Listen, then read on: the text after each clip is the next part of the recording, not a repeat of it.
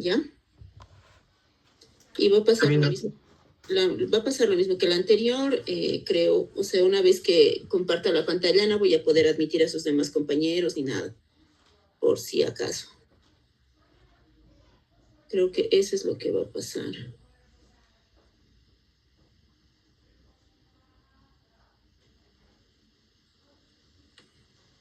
Ya.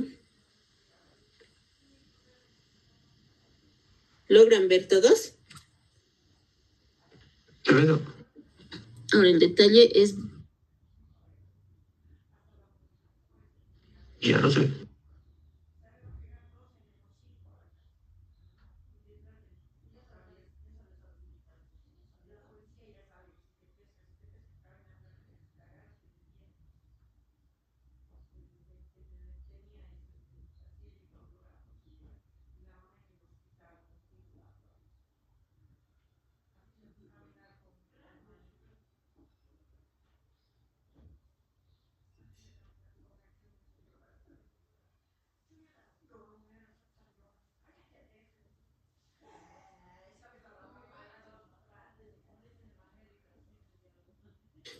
Me salí. Ay,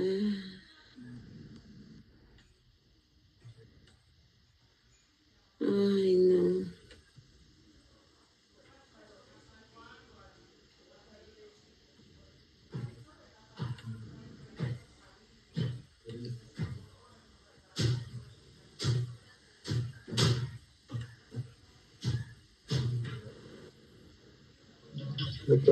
¿Se ve la presentación o se ve el artículo?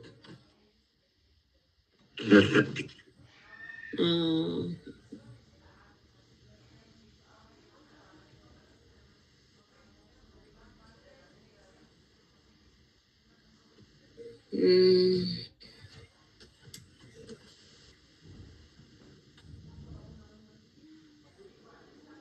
Ya.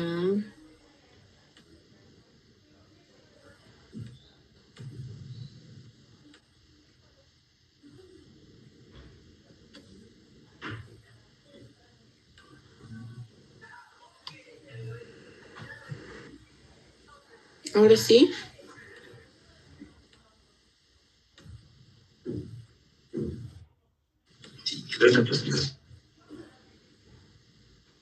Y ahora sí, ¿no ve? ¿Sí, chicos? No se ve. No veo nada, Doc. Ya. Voy a llorar. A ver.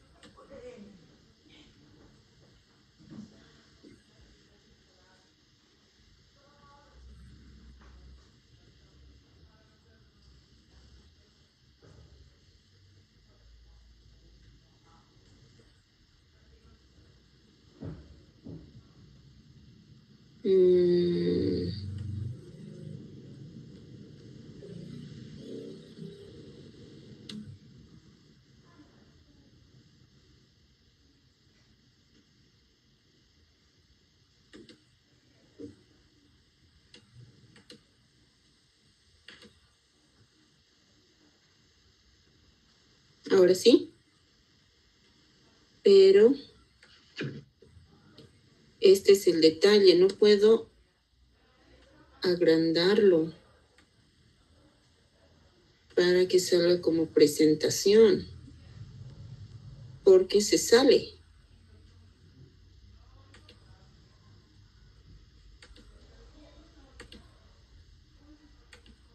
Oh.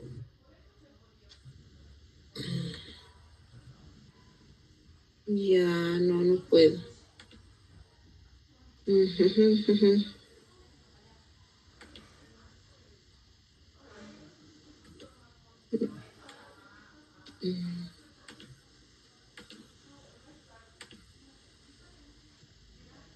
Ahora sí. Sí. Ya, ahora sí. No sé qué he hecho, pero ya. Empezaremos a hablar de insuficiencia respiratoria. Vamos a ir recorriendo el tema de intoxicaciones, chicos, porque la verdad es que es uno de los tal vez más cortitos para que podamos repasar lo de las descompensaciones agudas de la diabetes con el uso de las fórmulas y los porcentajes de destroza de las soluciones, ¿ya? Para ver osmolaridades y demás cosas. Entonces,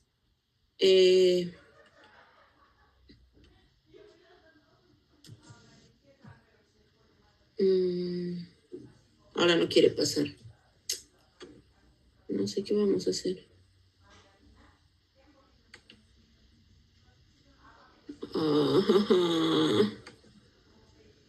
¿Qué onda con esto? No puedo pasar las imágenes.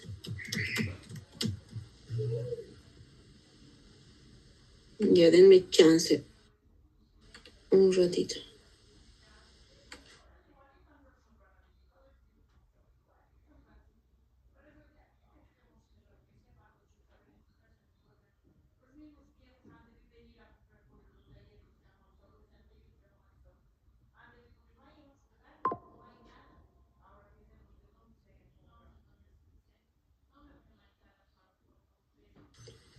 Ya me dicen si hago esto.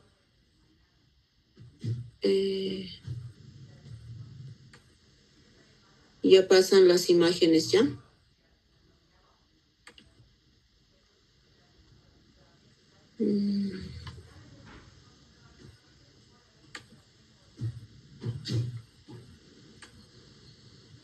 ¿Se ve entero? No. ¿No pasa las diapositivas? No, no se ve nada. No se ve nada, Vicky. A ver.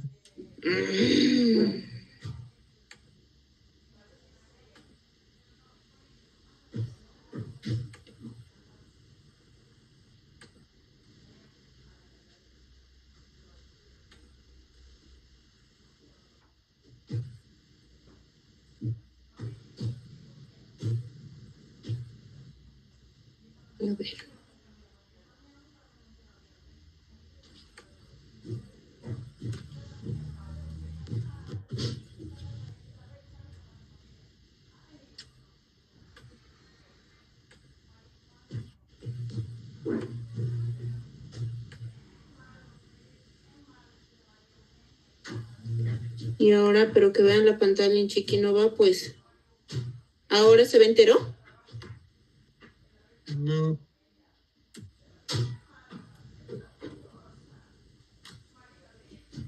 Ya.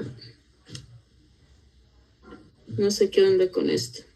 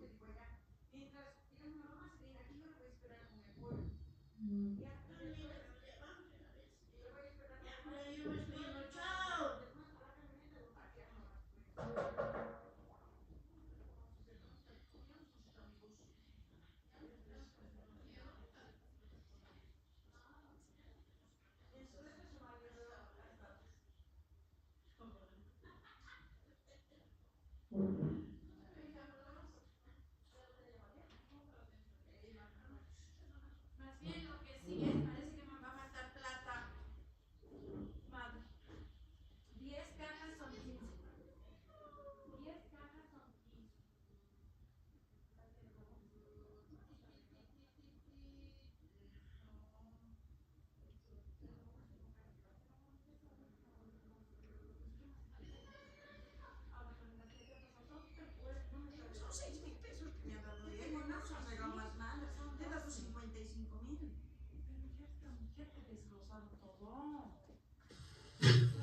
Chicos, si modifico la pantalla, ¿se ve ahora sí?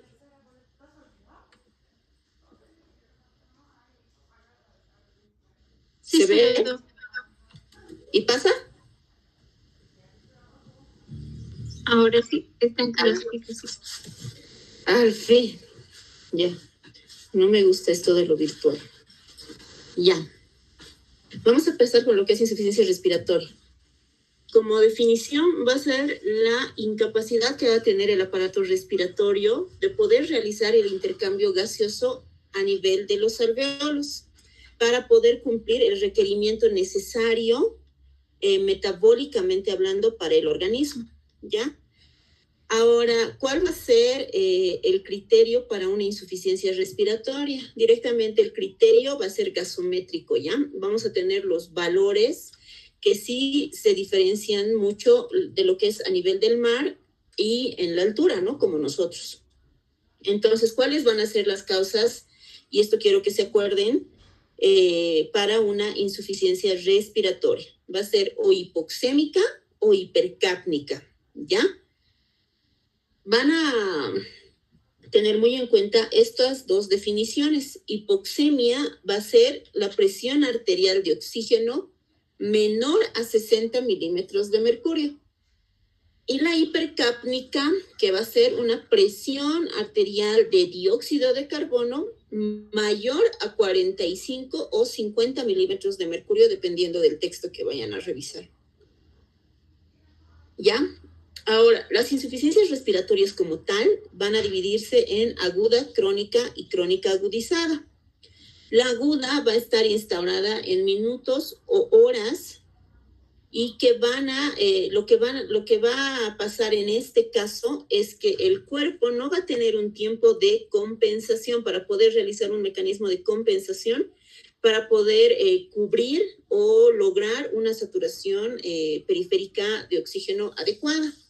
Dentro de estos casos están el edema agudo de pulmón y la crisis asmática, en especial ambiental, ¿ya?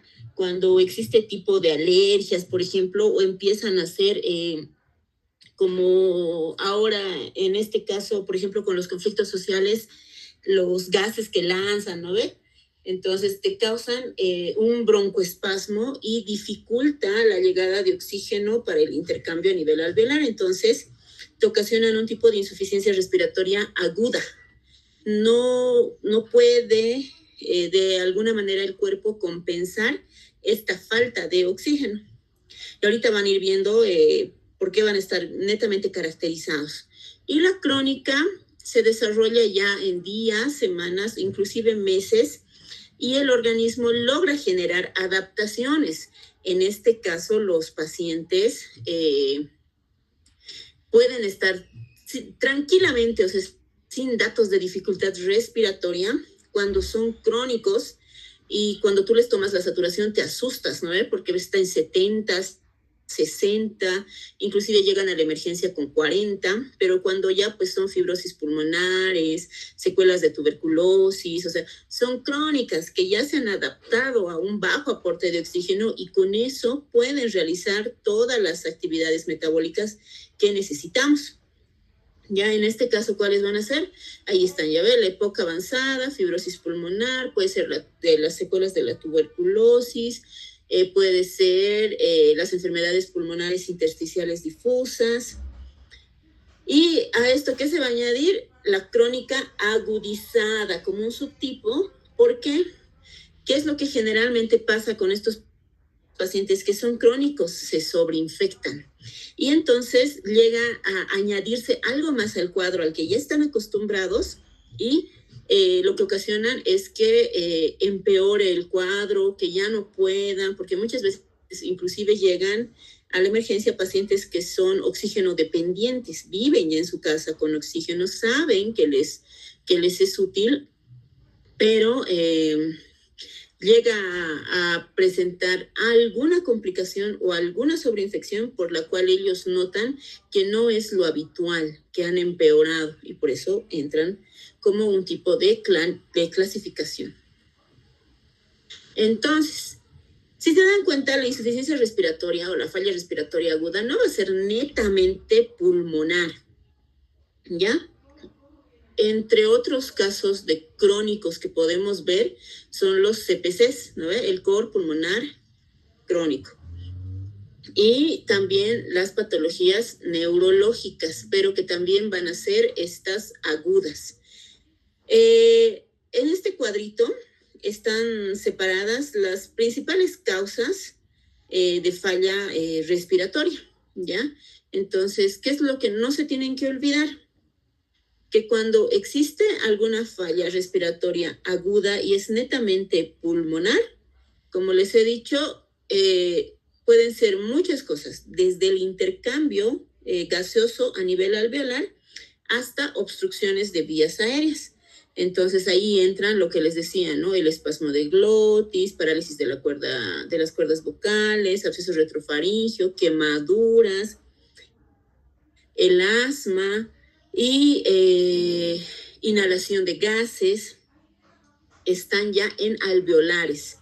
Vean en la lista de alveolares, están las atelectasias, el edema agudo del pulmón, el TEP, ¿no ven? Neumonías, la inhalación de gases que les decía, sangrados pulmonares y el embolismo graso, esto más que todo en posparto, ¿ya?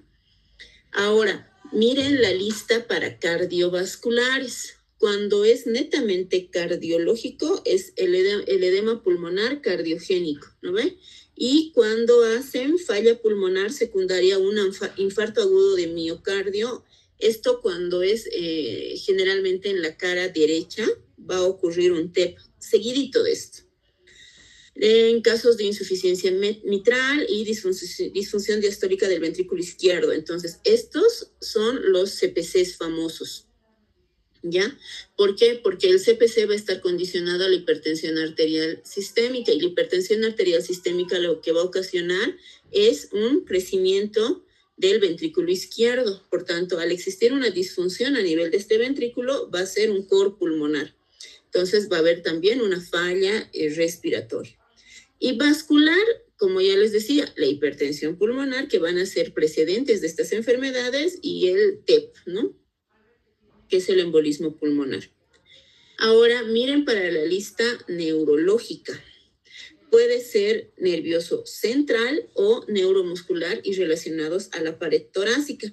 Dentro de estos, ¿cuáles van a ser los más frecuentes?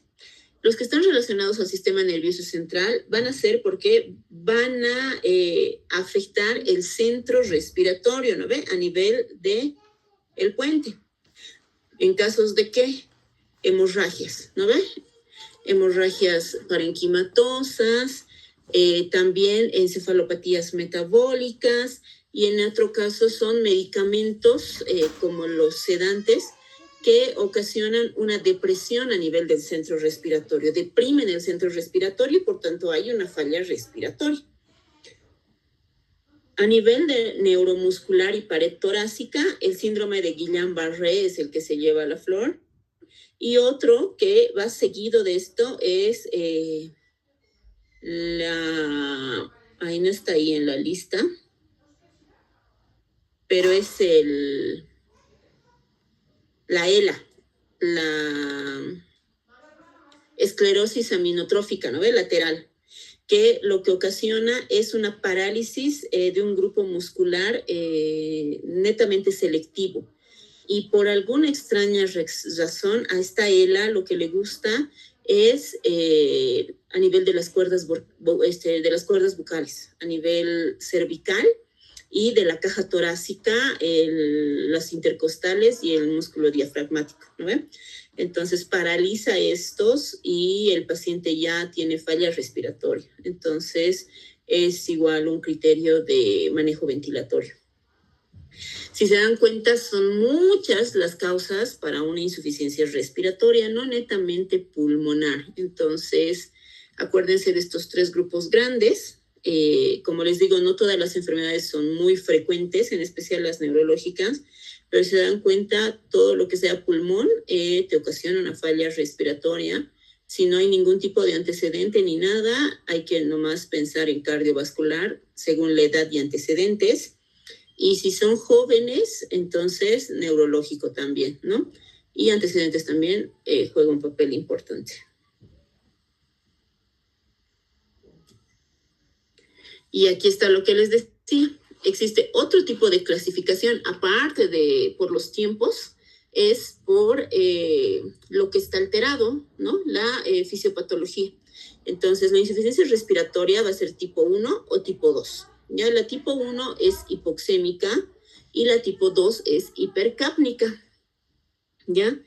La hipoxémica es, ya les había dicho, ¿no? La presión arterial de oxígeno menor a 60 milímetros de mercurio, que no va en relación con la presión arterial del dióxido de carbono. Estas cuales son netamente pulmonares.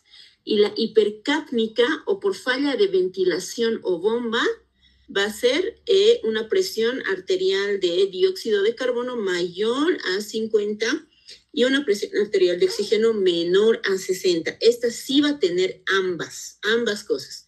Disminución del oxígeno y aumento del CO2. Entre las causas más frecuentes, depresión del centro respiratorio a nivel del sistema nervioso central, puede ser sobredosis de fármacos, en especial benzodiazepinas, y neuromusculares Guillain-Barré, y en este caso también entran las cardiovasculares, ya pueden ser el CPC.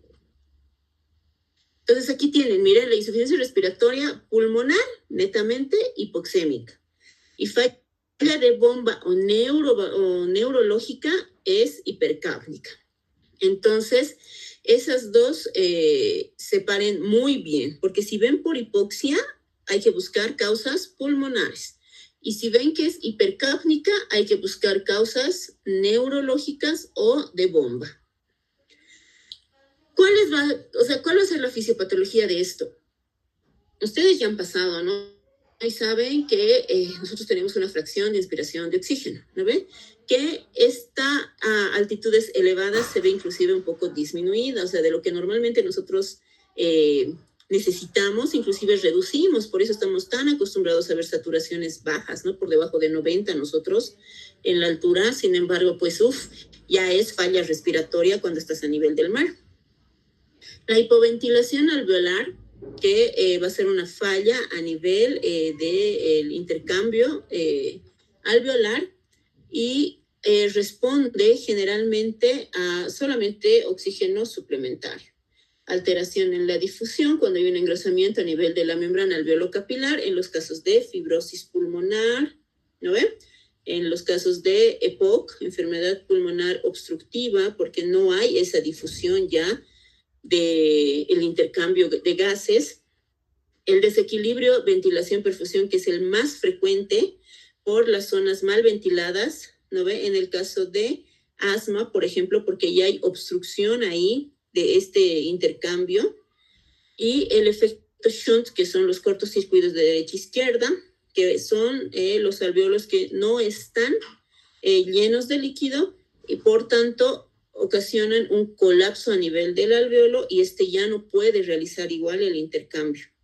Ya no responde a la administración de oxígeno porque no puede almacenar, está colapsado. Es como cuando un globito lo dejas desinflado por mucho tiempo. No sé si alguna vez han visto de que si tú dejas un globo de carnavales y lo quieres usar, no sé, para Navidad, para inflar, ya no se abren las paredes como tal. Entonces, en este caso de los shunts pasa lo mismo. El alveolo está tan colapsado que ya no responde ni siquiera a la administración de oxígeno. Entonces, como ven, acá están los 5 mecanismos y el más frecuente, como les había dicho, es el desajuste de la ventilación-perfusión, ¿ya? A nivel de la difusión, cuando es el EPID, el famoso EPID, ¿no? En la anatomía, cuando hay malformaciones pulmonares, cuando existe ocupación a nivel bronquial, ya sea por flemas o demás cosas, en este caso los síndromes de condensación como las neumonías, que no van a obstruir o van a afectar el paso de oxígeno para poder realizar el intercambio gaseoso. Entonces, la baja presión en el caso de viajes, que les decía, o sea, responden muy bien solo al oxígeno suplementario, y la hipoventilación alveolar, ¿no? En este caso, cuando hay alteración del centro respiratorio y pues no hay un mecanismo que haga que nosotros empecemos a respirar. Entonces, lo que pasa es que la frecuencia respiratoria baja, por tanto, se retiene más CO2 y esto es netamente característico de benzodiazepinas, sobredosis de benzodiazepinas o de opiáceos. ¿Qué es lo que esperas encontrar entonces en un paciente que llegue a la emergencia?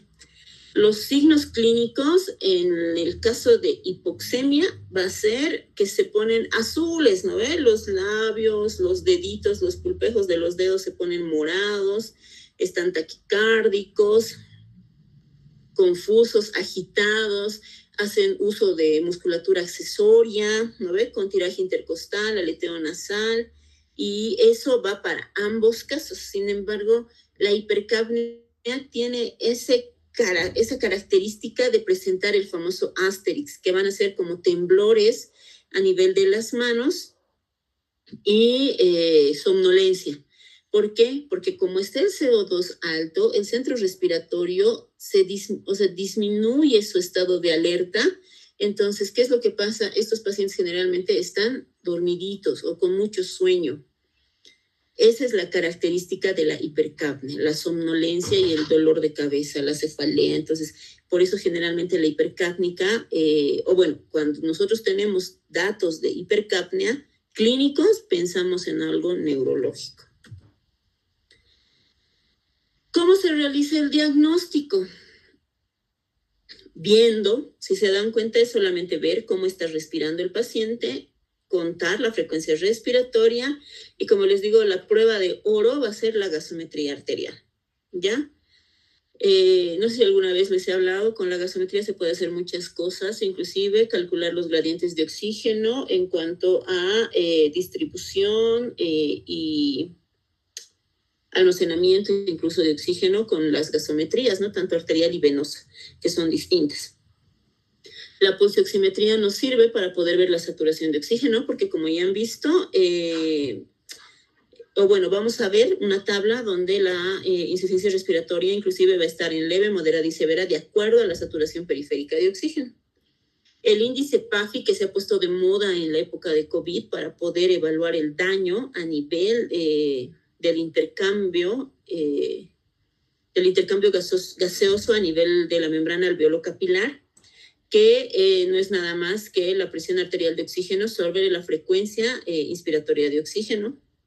El valor normal debería de ser mayor a 400, en la altura mayor a 300, y se dice una insuficiencia respiratoria severa a nivel del mar menor a 200 y a nivel de la altura menor a 150, ¿ya?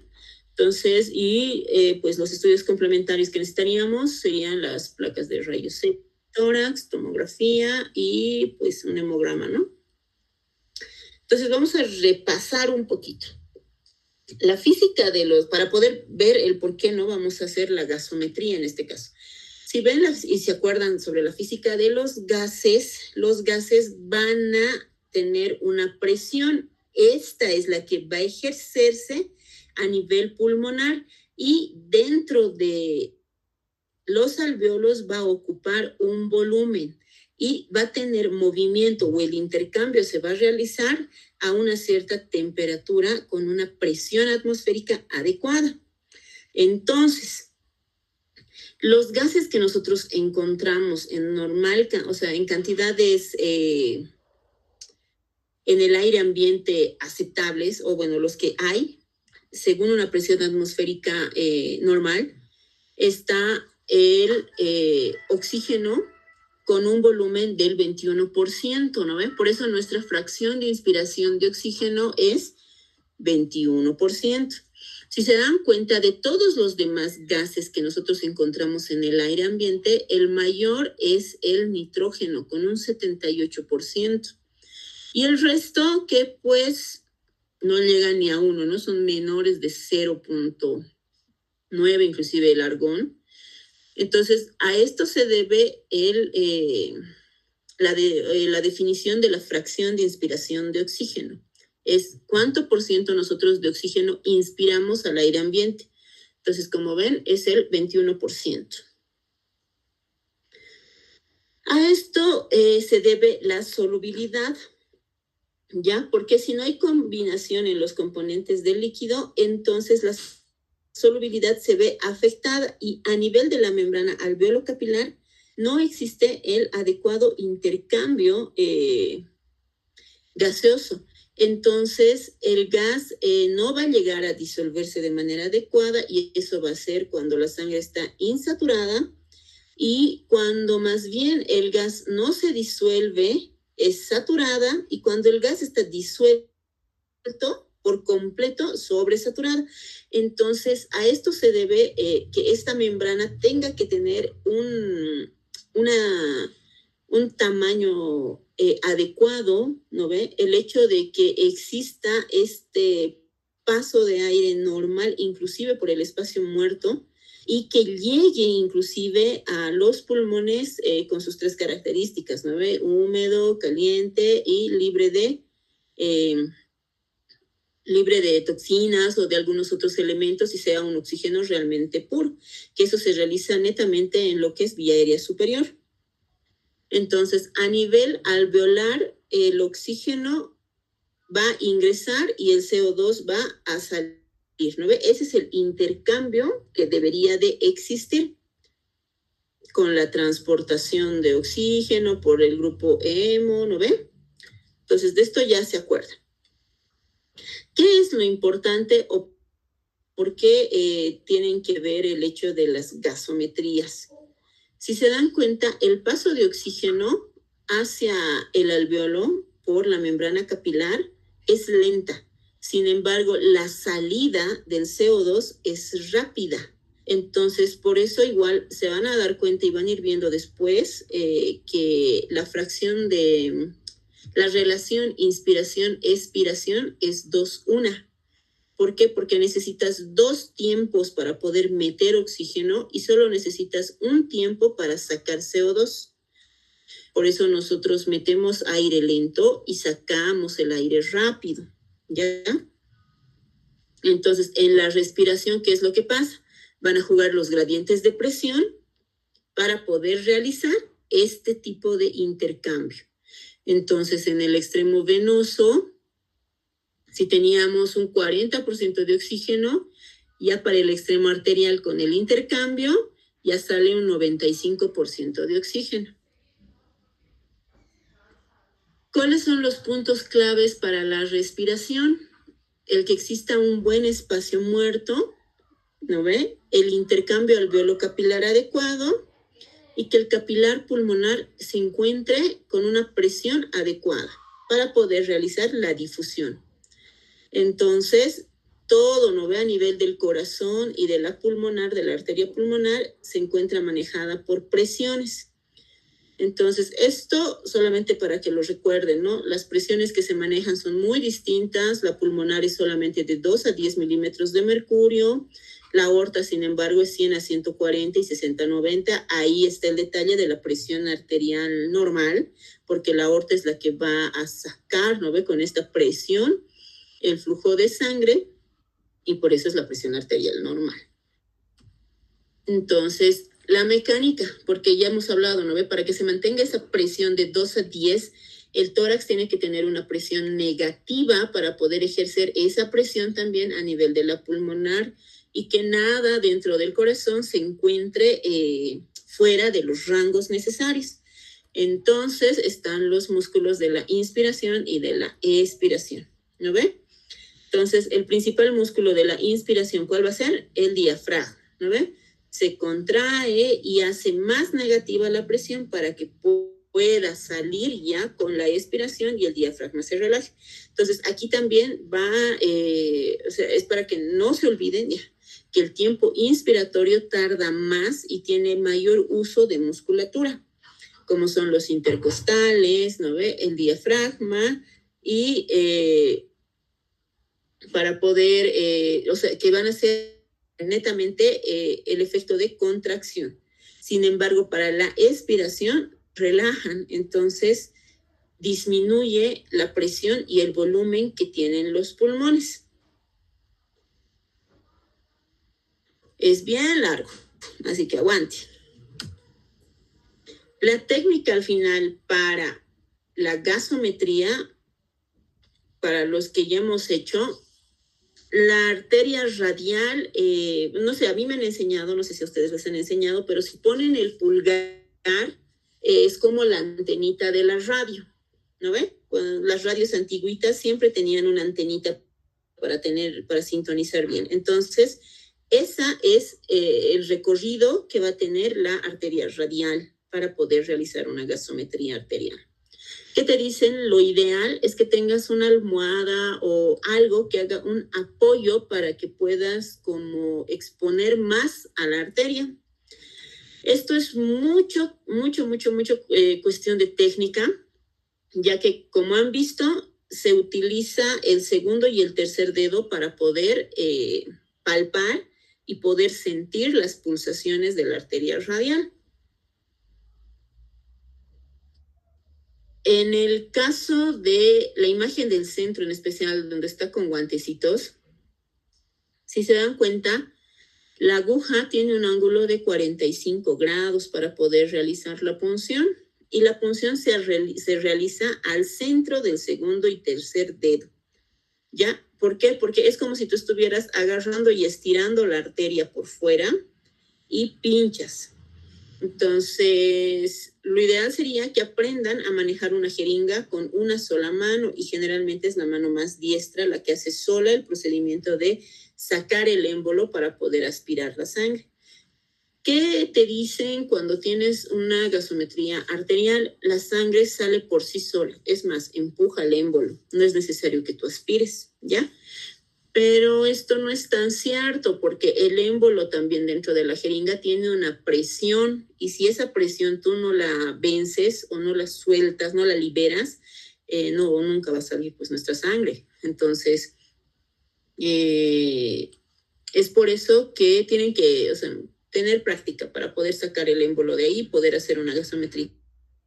Pero esa es la técnica. Miren, buscan, tocan, y generalmente es mejor si lo hacen lo más cerca a la muñeca, porque mientras más vayan avanzando hacia el codo, es más profunda, se hace más profunda.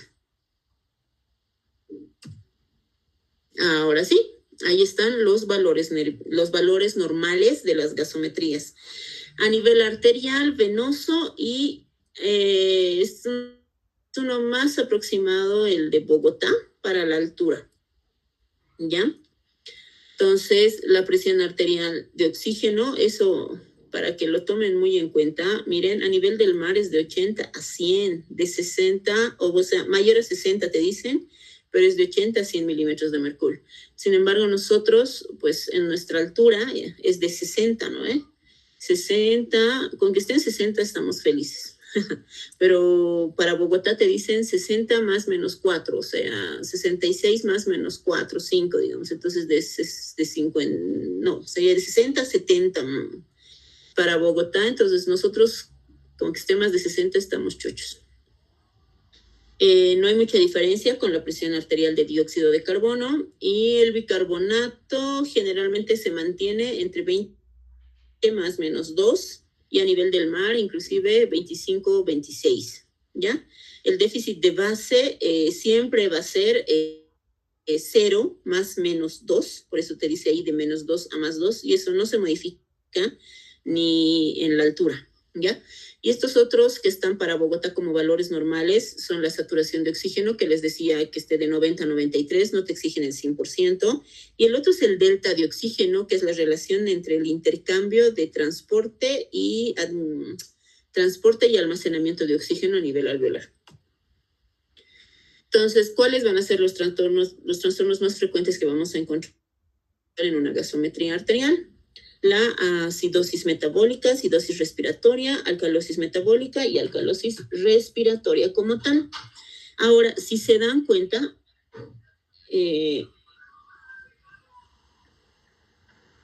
ahorita en insuficiencia respiratoria nos correspondería acidosis respiratoria y alcalosis respiratoria.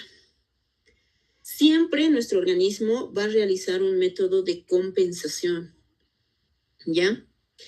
Y para que se den cuenta nada más cómo funciona esto, es que las acidosis van el pH hacia abajo y para la alcalosis hacia arriba.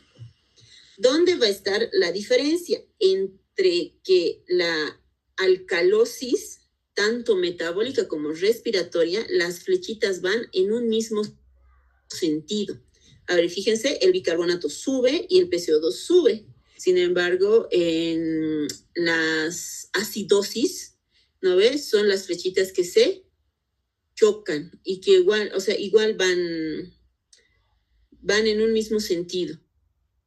El bicarbonato baja, el CO2 baja. Y en la acidosis respiratoria, el CO2 sube y el bicarbonato también va a subir.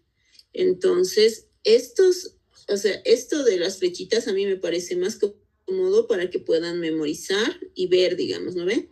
Todo lo que es metabólico van en una misma dirección. Y lo que es respiratorio se chocan. ¿Se dan cuenta?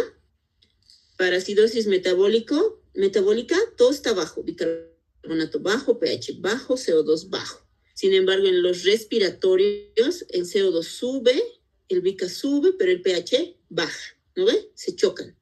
Y lo mismo para las alcalosis. Las alcalosis, las metabólicas, todo sube. pH sube, bica sube, CO2 sube. Sin embargo, para la alcalosis respiratoria, CO2 baja, bica baja, pero el pH sube. ¿Ya? Entonces, respiratorios, trastornos respiratorios como tal, flechitas que chocan.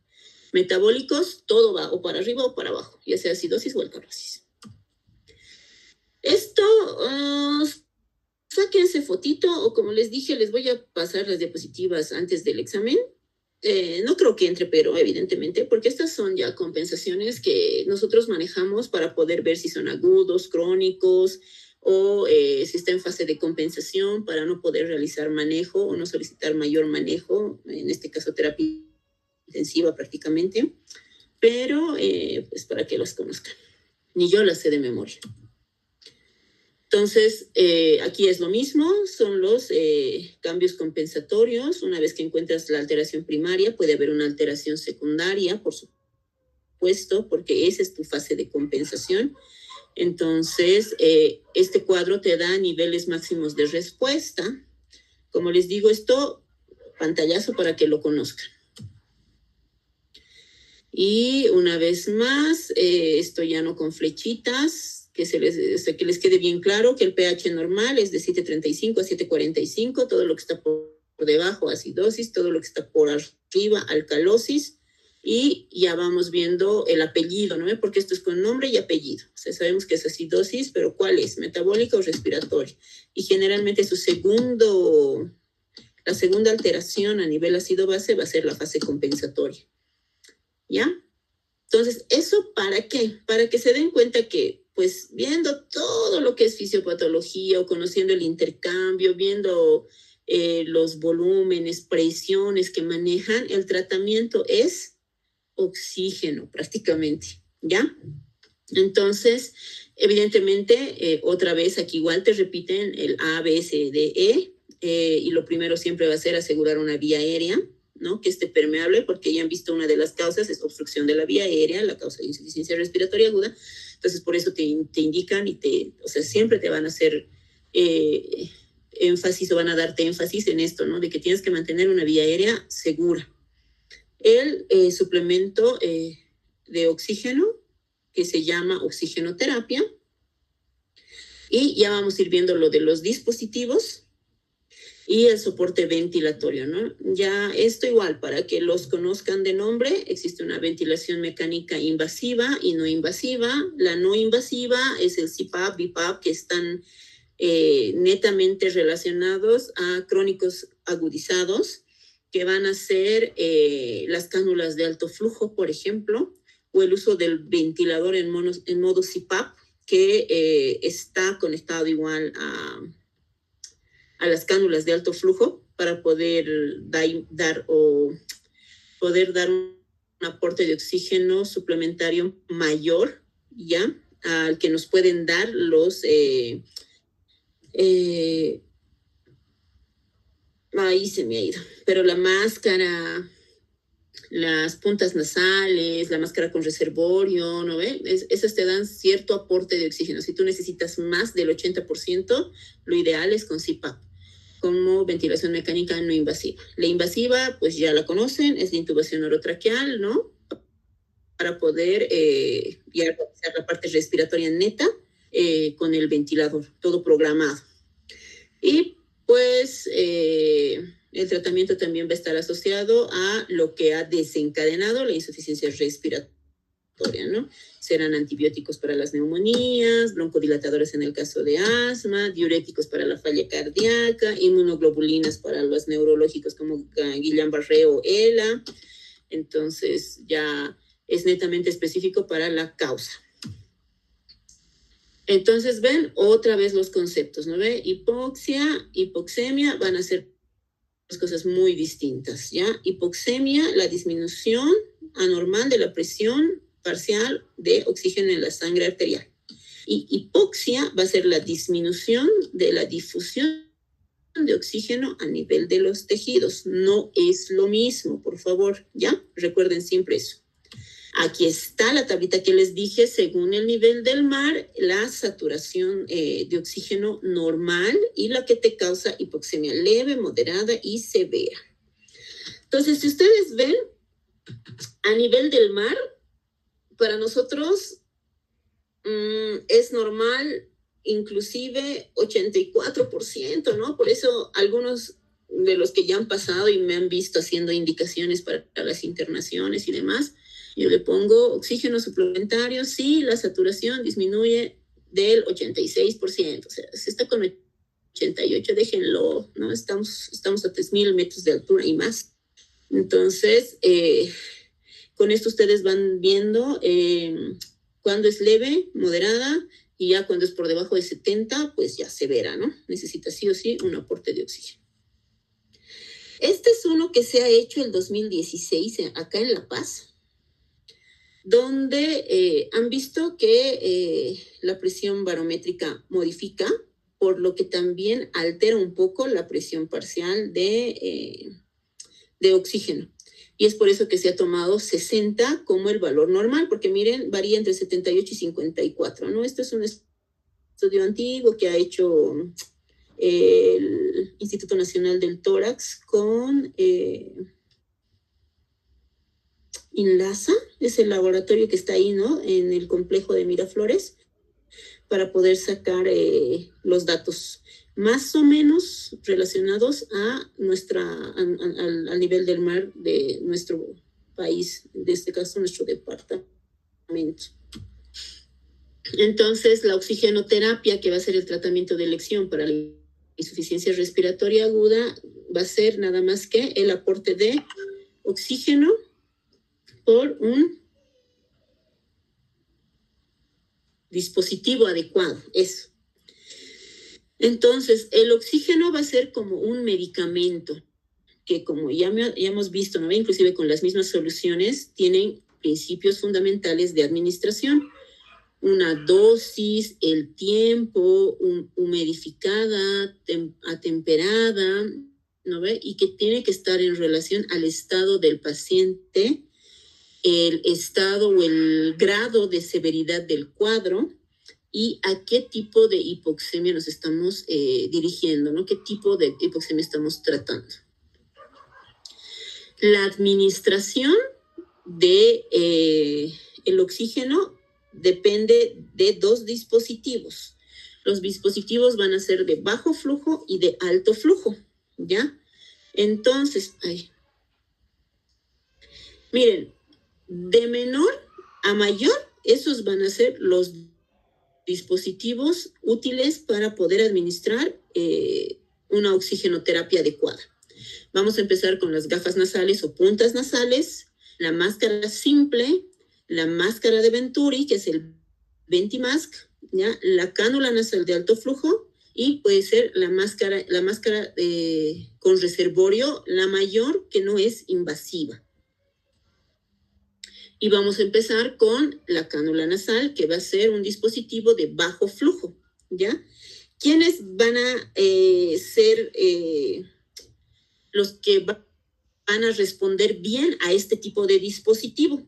Pacientes que necesitan baja concentración de oxígeno, en este caso puede ser agudo crónico, porque como ya les he dicho, ¿no? Los crónicos están acostumbrados a un fío bajo, a una saturación de oxígeno baja, entonces no es mucho lo que necesitan, y además tienen una clínica de dificultad respiratoria leve, o sea, no están taquipneicos, no están con el uso de musculatura accesoria. En los niños no hay el aleteo nasal como tal. Entonces, este tipo de dispositivo nos sirve para poder administrar oxígeno inclusive por largo tiempo, un plazo muy largo. Y con este dispositivo es con el que se van a domicilio los que son oxígeno dependientes, ¿ya? Entonces, ¿y en qué casos más? Digamos, la recuperación posanestésica, ¿no? Cuando les hacen anestesia general, les quitan el tubo y pues se quedan con puntitas nada más. ¿Cuáles van a ser sus características? En la interfase de administración es re sencillo, ¿no? Quien sea sabe colocar unas puntas nasales. Es bien tolerada por el paciente, ¿no? Además de que el material es plástico, flexible. El espacio que existe entre las gafas o las puntas nasales es de 0,5 a 1 centímetro, y también lo hay en tamaños para los pediátricos. Entonces, les van a permitir a los pacientes realizar sus actividades sentados, ¿no? Porque permite comer, dormir, hablar, a diferencia de las máscaras, y no cuesta caro. Entonces, pues es un buen dispositivo de oxígeno, para administración de oxigenoterapia. ¿Cuál es su característica? Maneja flujos de oxígeno de 1 a 4 litros por minuto, nada más. Entonces, la fracción de inspiración de oxígeno que va a estar relacionada a estos son, miren, si hemos dicho a aire ambiente, nuestra FiO2 es de 21%, con 1 litro se aumenta un 3%. Ya te dice que cada litro aumenta una fracción de inspiración de oxígeno de 3 a 4%.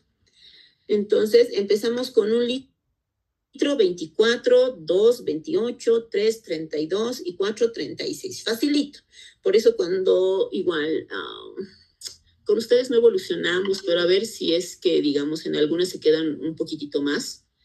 Es que a veces es complicado. Yo siempre pregunto, ¿con cuánto de fío? Les digo. Entonces, ellos, bueno, los internitos en este caso, ¿no? Y ahora ustedes también ya van a saber que si, digamos, está con 2 litros, ¿no? Cuando van a ver el regulador del oxígeno, si está con 2, está con una fío de 28. Si está con 4, está con una fío de 36. Entonces, esto prácticamente es memoria, pero ya saben por qué. El siguiente dispositivo, como hemos visto de menor a mayor, es la máscara facial. La máscara facial igual, lo mismo, ¿no? Está indicado para pacientes con enfermedad pulmonar aguda y crónica, ya con dificultad respiratoria leve a moderada, y puede ser utilizada para el transporte de pacientes oxígeno dependientes. Sus características, ¿no? Esta máscara va a tener una válvula unidireccional, que es lo primero que se tienen que fijar, ¿ya? Además, ya no va a ser su dosificación no va a ser tan precisa como las puntas nasales, porque las puntas ingresan a los orificios nasales. Sin embargo, esta es una máscara ya que abarca boca y nariz. Entonces, el flujo de oxígeno que recibe ya no es tan real, eso es lo malo, y por eso también necesitas mayor flujo. Es sencilla, es de plástico también, y no contiene látex, y también es relativamente económica. Pero, ¿qué es lo que pasa en este caso? Miren, los flujos que la máscara va a manejar, o sea, las puntas eran de 1 a 4, ¿no? Ahora van a ver que esto es de 5 a 8. Entonces, si está con 5 a 6 litros, su fío es de 40%. Si es 6 y 7, 50%. Y si es 7 y 8, 60%. Entonces, ya no puedes ir aumentando de 4 en 4 como las puntas nasales. Esto ya no es tan específico. Por eso, inclusive, cuando a mí me dicen 5 o 6 litros, yo les pongo 40 hasta 45 cuando es 6, porque miren aquí, choca, ¿no ven? No es muy preciso. Eso sería un punto en contra de la máscara facial, pero te aumenta una mayor, inclusive pese a eso, te aumenta una mayor fracción de inspiración de oxígeno. Vámonos con la máscara con reservorio. Ay, me he cansado. Las indicaciones. Son pacientes que necesitan altas concentraciones de oxígeno, ¿ya?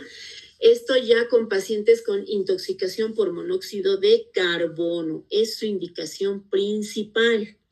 ¿Cuándo está contraindicado? Si se han dado cuenta, para los otros no hay contraindicaciones. ¿Qué sería la contraindicación de las puntas nasales? Por ejemplo, que le estés pasando un flujo de oxígeno de 6 litros por minuto. Porque ¿qué ocasionarías? Ocasionarías epistaxis, sangrado de la nariz y sequedad de las mucosas. Entonces, su contraindicación es pasar mayor flujo de oxígeno.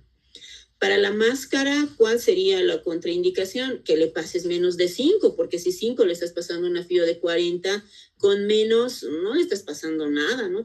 O sea, se va a disolver o se va a escapar el aire prácticamente por los orificios laterales que tiene la máscara con reservorio. Pero no son netamente por patologías, si se han dado cuenta. Sin embargo, la máscara con reservorio sí hay que tener cuidado. Está contraindicado en pacientes que tengan hipercapnia, porque la máscara con reservorio lo que va a ocasionar es que exista mayor hipercapnia todavía. O sea, si estaba dormido, lo van a hacer dormir más, ¿ya? Entonces, esa es su contraindicación. Y es la más indicada para intoxicaciones por monóxido de carbono. Si te traen paciente que su casa se ha quemado y ha estado ahí adentro mucho tiempo, listo. No empiezas con puntitas, no empiezas con máscara, no, te vas directo con una máscara con reservorio. Sus características, ¿cuáles van a ser? Es igual sencilla de administrar. Y otra cosa, ya, primero, la capacidad que tiene su bolsa reservoria es de 1 litro. Entonces, ¿qué es lo que hay que hacer? No es colocarle al paciente así con la bolsa plana, ¿ya? Es conectar al oxígeno, que la bolsa se llene y recién le pones al paciente.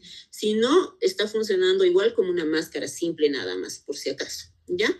Lo mismo tiene válvulas unidireccionales, ¿ya?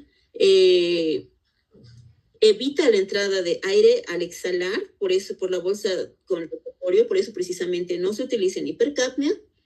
Y ya ven lo que les decía, ¿no ve? El reservorio debe estar inflado antes de la administración, antes de colocarle al pacientito, eso quiere decir. ¿Y cómo nos ayuda esta máscara con reservorio? Con 10 a 15 litros por minuto nos puede ofrecer hasta una fracción de oxígeno del 90 al 100%, casi como si estuviese intubado. La máscara Venturi ya es igual, sería ideal que existan en todos los servicios de emergencias, pero ni yo tengo, la verdad, pero la máscara de Venturi es uno de los dispositivos para aporte de oxígeno más nobles, porque tiene un sistema, o sea, aparte de tener la máscara, tiene un sistema de dispositivos que son por colores para poder administrar fracción de inspiración de oxígeno más medida, o ¿cómo les puedo decir? Más específica. Miren, las válvulas de Venturi van a venir por colores y te van a decir cuánto de fracción de inspiración de oxígeno le estás dando. Entonces, la verde maneja 60, la rosa 50, la roja 40, amarilla 35, naranja 31, 32 debe ser, blanca 28, celeste 24. Entonces, puedes manejar altos flujos sin ser invasivo y ser más específico, a diferencia de la máscara simple.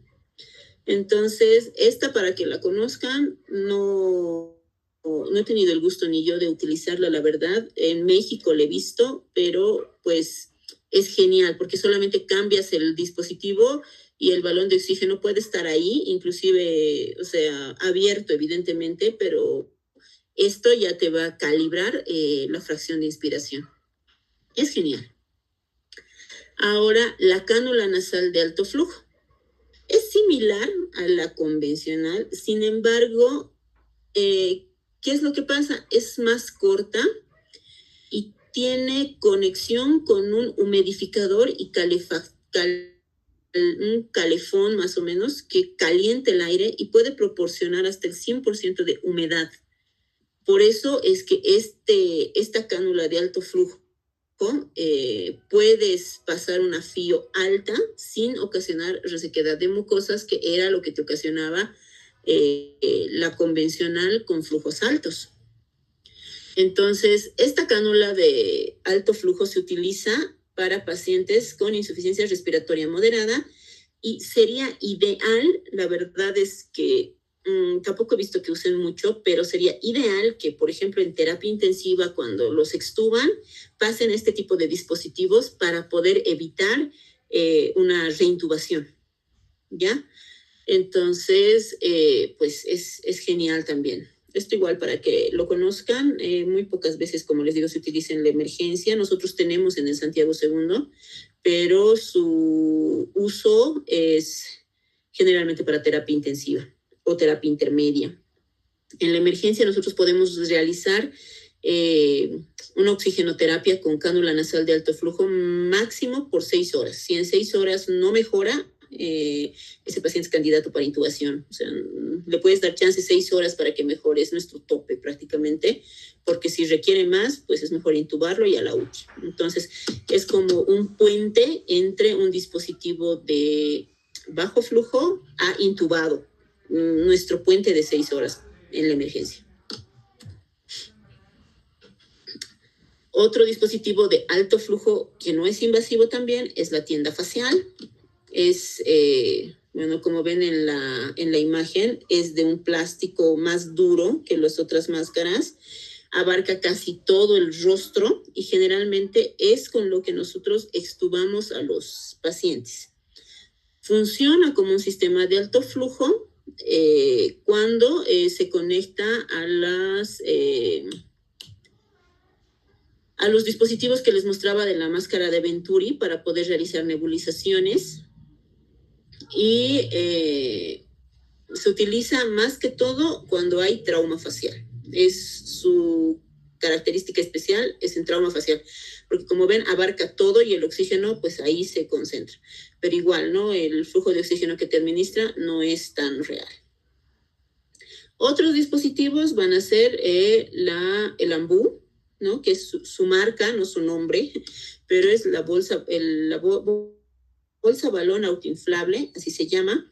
Esta, a diferencia de la máscara con reservorio, su bolsa tiene una capacidad de 3 litros y pues, ¿qué más, no? Se utiliza como un antecesor a la intubación.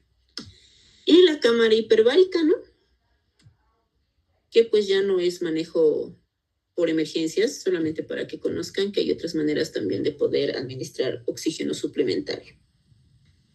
En este cuadro se repite lo que les decía, las cánulas nasales manejan de 1 a 4, máscara de 5 a 8, reservorio de 10 a 15, la máscara de Venturi, como ustedes quieran, según los picos de colores, y las gafas nasales, ¿no? Que abres de 20 a 60 y el FIO que puedes administrar regulando es desde el 21 hasta el 100%.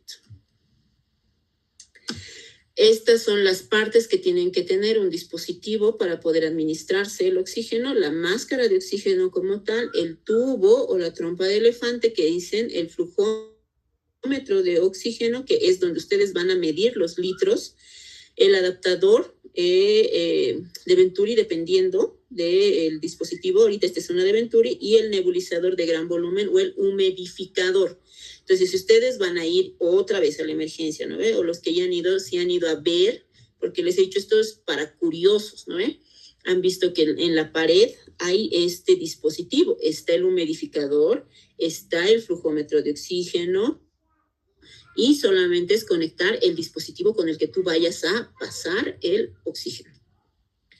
Entonces, la manera de administrar de oxígeno tiene las mismas precauciones que cualquier fármaco. Ya les he dicho, es oxígeno húmedo a 2 litros por minuto por puntas nasales si la saturación es menor a 88 o para mantener saturación mayor a 90 o entonces es toda una indicación, ¿no ve? Como las soluciones, ¿no? Hemos dicho Ringer normal, 1000, endovenoso para 2 horas, o sea, igualito.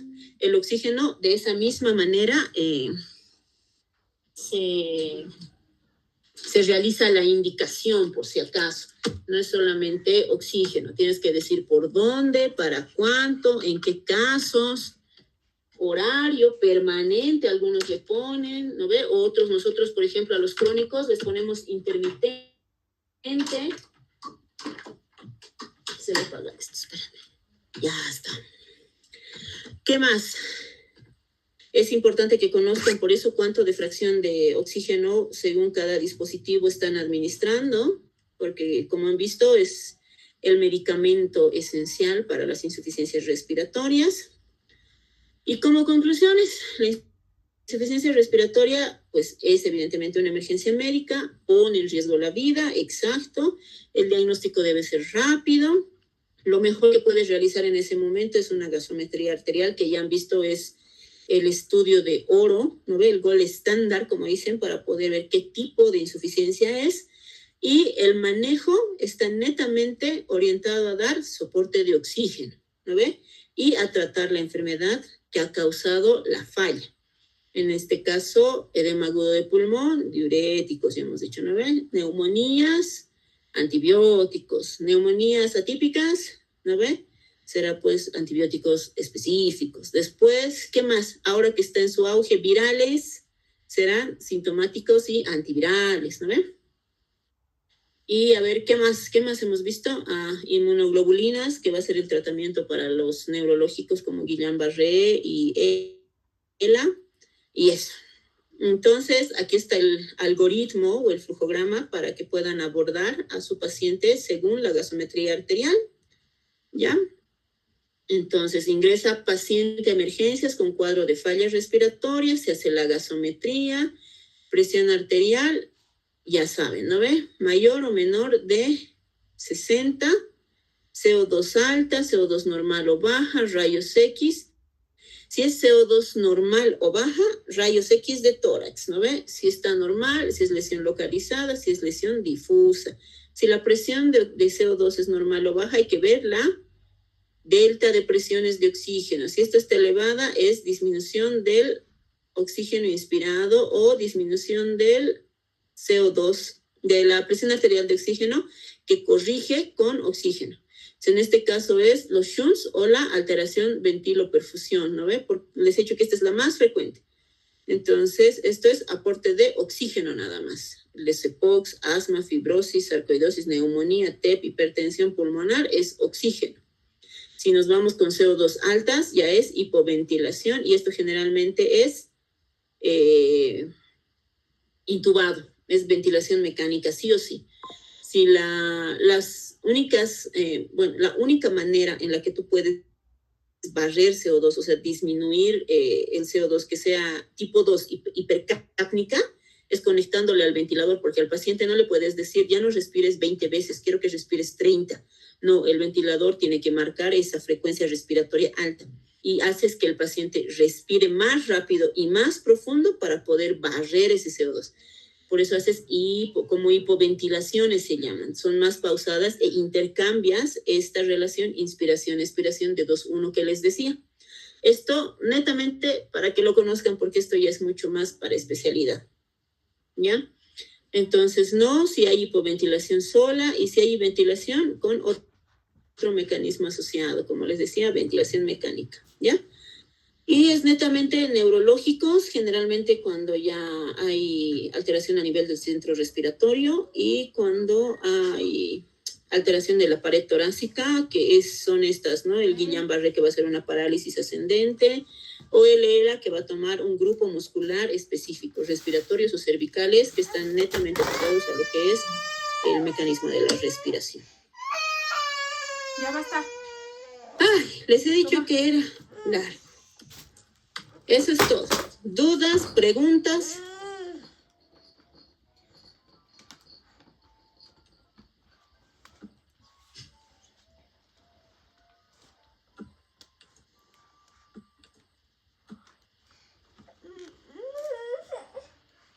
¿Qué tal? Largo, ¿no? Ay. Va a estar horrible el examen.